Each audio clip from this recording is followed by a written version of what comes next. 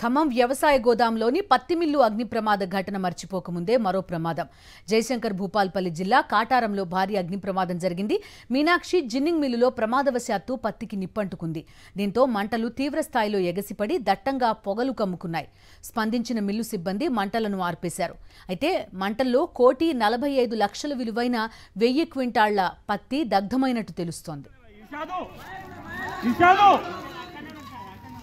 అది మొత్తం వీడు స్ప్రెడ్ అవుతా అన్న ఇటు వస్తుంది అది పక్క